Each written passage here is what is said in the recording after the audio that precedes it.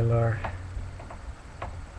I'm still reeling from the generosity and hearty courageousness that was radiating from the above response, or from the above movie that you made. There's a lot of grace shining through, and I'm super grateful that to be witness to it.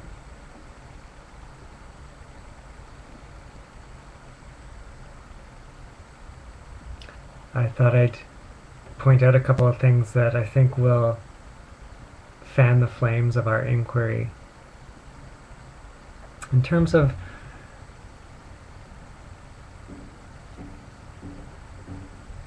sharing some linguistics, right? So at the practical level, at the level of bodies and minds, if this body is speaking to that body, this body will say I. So when I say I mean this body. When you say I, you mean that body. You see, so at the practical level, there's a me and a you, just in terms of linguistics. Okay, so there's that. The next thing I would point out is that these bodies and minds, could say, need thought. They need thought, and they need, you can even say, they need conditioning. Okay, like this body, because it's spending time in Toronto, needs the conditioning that allows it to handle cold weather. A body that's living in Africa at the moment needs the conditioning that allows it to live in warm weather. A body in France maybe needs the conditioning that allows it to use French linguistics, whereas this body has the conditioning that allows it to use English linguistics. Okay, and you could talk about that in terms of conditioning and even thought. Okay, so thought has a place. The capacity for planning has a place. Okay, it has a place. What doesn't have a place is the notion that what I am is a thing. Okay, that what I am is a body.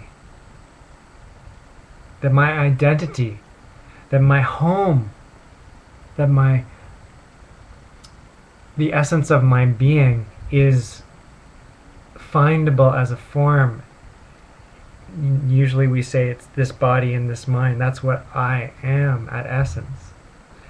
Okay, so I like to distinguish between, like, these bodies and minds need personality, right? This body and mind has a personality that allows it to function in an English-speaking society.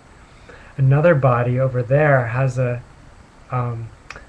personality that allows it to function in a French-speaking society, right? So those things are necessary, but that has moved into this level where we identify with personality, and that's where our functioning goes out the window. Like that's where the dream of these bodies and minds starts to just collapse and get tight and stop functioning, actually, and stop being in relationship with the interconnectedness, the natural world, each other. There's a crimp that happens when awareness falls into the notion of a me, a person.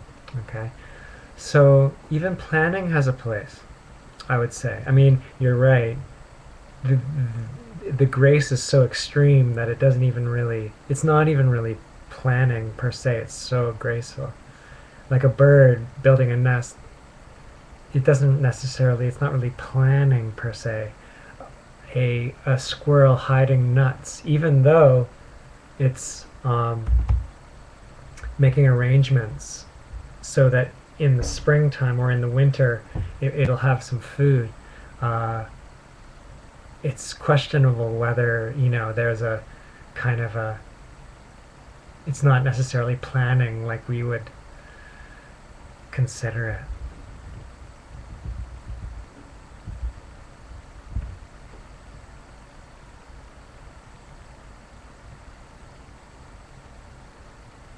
I like where you go, like in the sense of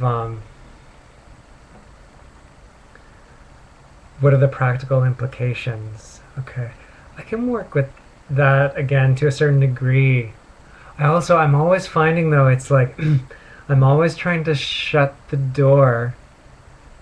I never want to allow any cracks where ego can come back in. And even in your last video where you were saying like we won't be victims to our emotions anymore, like at a certain level I think that there's a nice tool in there. Like it's true, when you wake up to your true nature,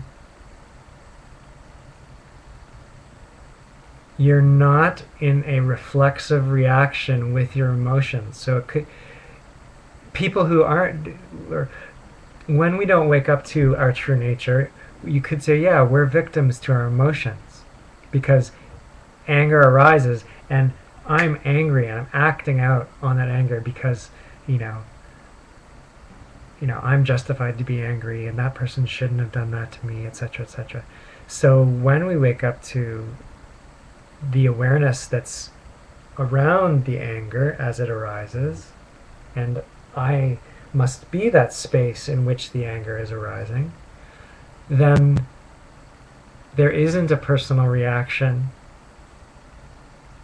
and the anger and the body and the mind can process itself and unfold in a graceful way, a healing. It's like weather, like I said, it happens with vast intelligence. So that's a nice pointer. And so then I think what you're talking about now is also a nice pointer. You could say, what is the practical side? How does this insight fit in? But at the same time, I'm like, I really want to bring it back to, are we seeing? Like,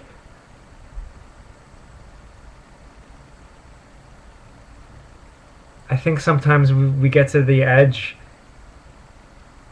where we say, okay, yeah, I must be the space, and it's sort of the same thing. And this might not be happening for you, but I just love to have this comprehensive. It's like we should cover all the angles in a way. We get to a point where we say, gosh, I see that I'm aware of everything.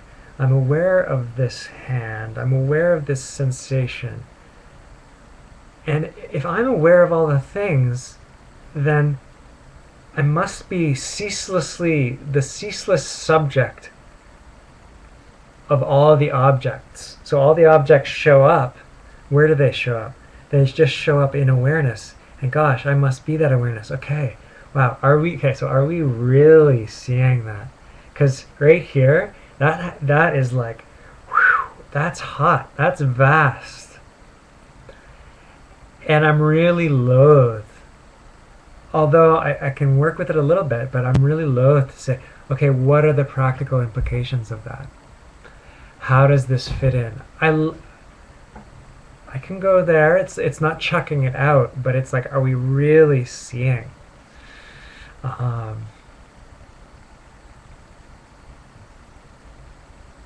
Because I think that it's just so easy for the notion of the person with its likes and dislikes and its beliefs about what life is and what it's for to kind of decide, oh, this is what's practical and this is what's not. And I know that's not necessarily what you're saying, but I'm flushing out all the, because Because this heart, like, has that.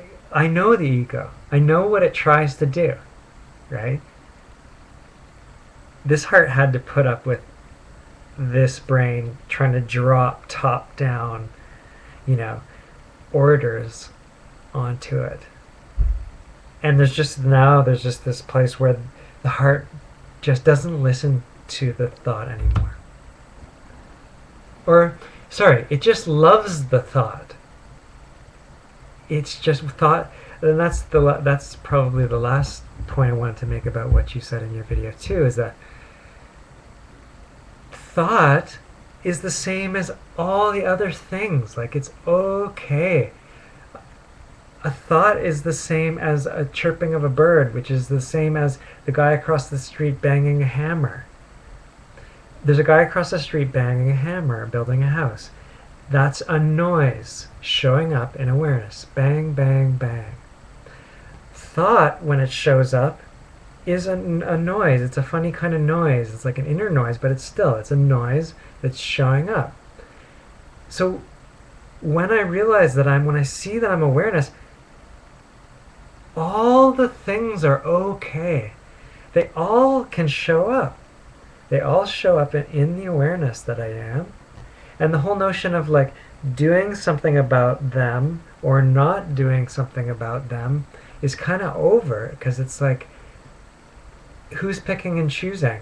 Like, the sun, it's sort of like an old growth forest. There's all kinds of different forms showing up, and they show up, they do what they do, and then they disappear. They show up, they do what they do, they disappear. Who's going to pick and choose whether it's a thought, and even if it's a thought that sounds like a person, like the notion of the me, awareness doesn't care. Awareness is fine. Awareness is fine with the sound of a hammer. Awareness is fine with the sound of a person. Even like it's a lie. It's not true. There is no person. There is no essential identity as a body-mind. But awareness is fine with it. Awareness doesn't care that there's this residue and this momentum from thousands of years of choosing to believe that there is a person. So thought shows up, it's just like a flock of birds flying by. You just go, oh, there's a nice flock of birds. And it passes. Oh, here's another round of thoughts, and it passes. And staying back, right? So I'm flushing out the territory here a little bit.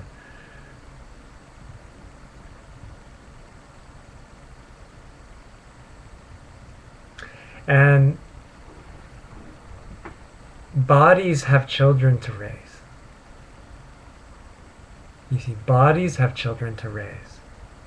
And yes, at that practical level, when you're making a video, you can say, I have a child to raise, right? Because it's that Laura Shaw body-mind is engaged with that.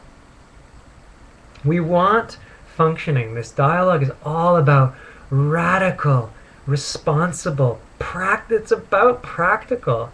We want the practicality of absolute fullness of life, right? We want the practicality that like a flower in the field has.